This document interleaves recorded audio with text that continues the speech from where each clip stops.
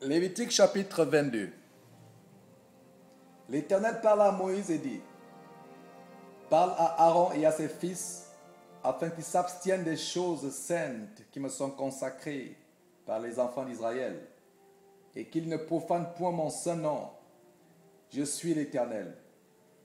Dis-leur: tout homme parmi vos descendants et de votre race qui s'approchera des choses saintes que consacrent à l'Éternel les enfants d'Israël, et qui aura sur lui quelque impureté, cet homme-là sera retranché de devant moi. Je suis l'Éternel. Tout homme de la race d'Aaron qui aura la lèpre ou une gonorrhée ne mangera point des choses saintes jusqu'à ce qu'il soit pur.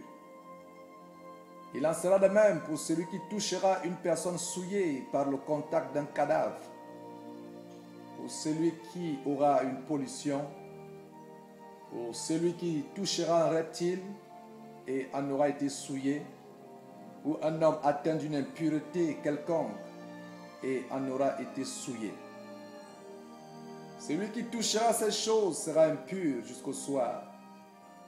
Il ne mangera pas des choses saintes, mais il lavera son corps dans l'eau. Après le coucher du soleil, il sera pur et il mangera ensuite des choses saintes, car c'est sa nourriture.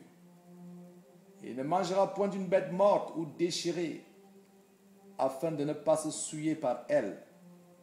Je suis l'Éternel. Ils observeront mes commandements, de peur qu'ils ne portent la peine de leur péché et qu'ils ne meurent pour avoir profané des choses saintes. Je suis l'Éternel qui les sanctifie. Aucun étranger ne mangera des choses saintes. Celui qui demeure chez un sacrificateur et le mercenaire ne mangeront point des choses saintes. Mais un esclave acheté par le sacrificateur à prix d'argent pourra en manger, de même que celui qui est né dans sa maison. Ils mangeront de sa nourriture. La fille d'un sacrificateur, mariée à un étranger, ne mangera point des choses saintes offertes par élévation. Mais la fille d'un sacrificateur qui sera veuve ou répudiée sans avoir d'enfant et qui retournera dans la maison de son père comme dans sa jeunesse, pourra manger de la nourriture de son père. Aucun étranger n'en mangera. Si un homme mange involontairement d'une chose sainte, il donnera au sacrificateur la valeur de la chose sainte, en y ajoutant un cinquième. Les sacrificateurs ne profaneront point les choses saintes qui sont présentées par les enfants d'Israël et qu'ils ont offertes par élévation à l'Éternel. Il les chargerait ainsi du péché dont ils se rendraient coupables en mangeant les choses saintes, car je suis l'Éternel qui les sanctifie. L'Éternel parla à Moïse et dit: Parle à Aaron et à ses fils et à tous les enfants d'Israël, et tu leur diras: tout homme de la maison d'Israël ou des étrangers en Israël qui offrira un holocauste à l'Éternel, soit pour l'accomplissement d'un vœu, soit comme offrande volontaire, prendra un mâle sans défaut parmi les bœufs, les agneaux ou les chèvres, afin que sa victime soit agréée.